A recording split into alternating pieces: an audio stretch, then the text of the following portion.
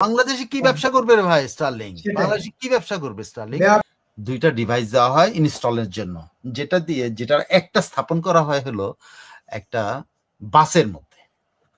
কিছু আছে স্টারলিং যদি সত্যি সেন্ট মার্টিনসে বসানো হয় তাহলে তো পুরো বঙ্গোপসাগরে পুরো টেলিকমিউনিকেশন নিয়ন্ত্রণ চলে যাবে হলো মার্কিনীদের হাতে।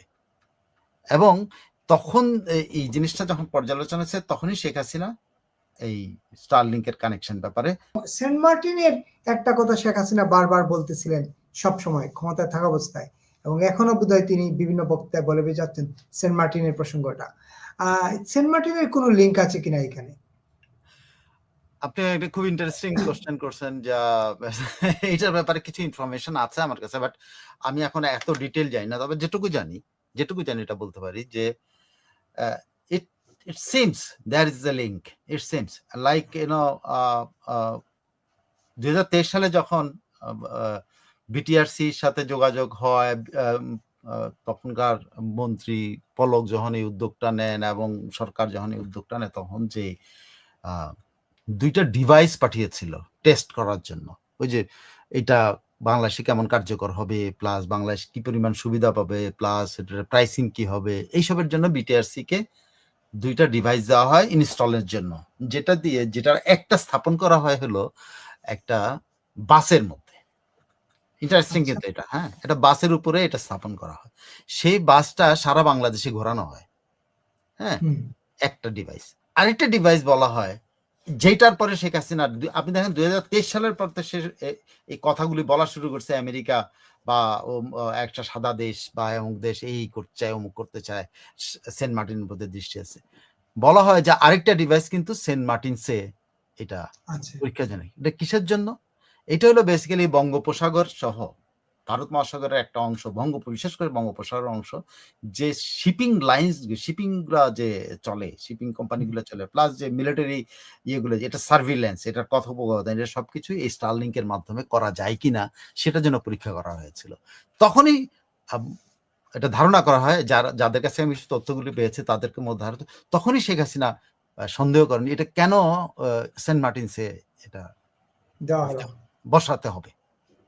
তখন বলা হয়েছে যে ওই বঙ্গোপসাগর এরিয়াটাতে টেলিকমিউনিকেশনের নেই, এবং সেই সময় থেকে সন্দেহটা শেখ হাসিনার মনে শক্তিশালী হয় যে there is something behind it, হ্যাঁ, যে এটা কোনো কিছু আছে। স্টারলিং যদি সত্যি সেন্ট মার্টিনসে বসানো হয় তাহলে তো পুরো বঙ্গোপসাগরে পুরো টেলিকমিউনিকেশন নিয়ন্ত্রণ চলে যাবে হলো মার্কিনীদের হাতে।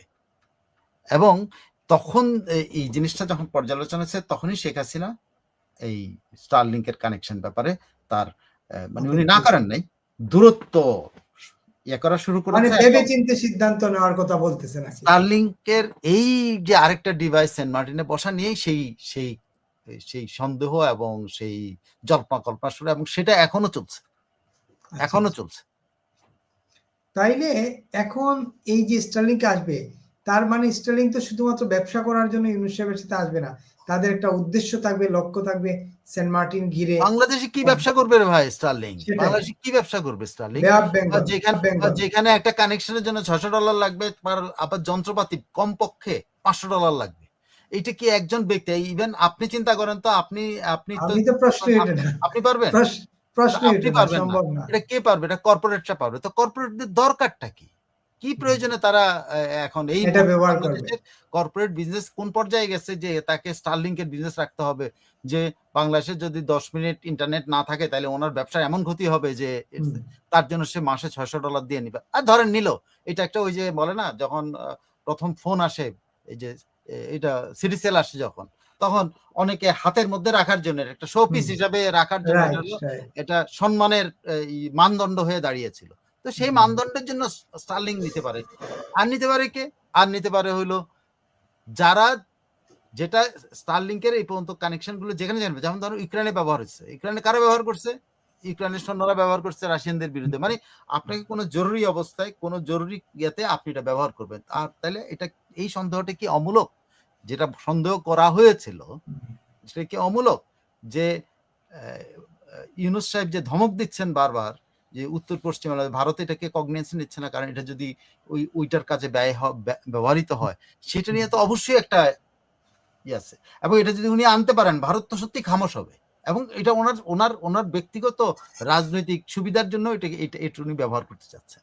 আচ্ছা আচ্ছা, মানে ইলন মাস্কের স্টারলিংক ব্যবহার করার ক্ষমতা মানে আমাদের দেশের সব মিলায় 1000 বা 1500 লোক করতে চাইবেন কিনা, আদার দেন ওই যে ঠাট দেখানোর জন্য, আমরা বলি না ঠাট দেখানোর জন্য যদি যে আমার স্টারলিংক আছে এটা দেখানোর জন্য কেউ যদি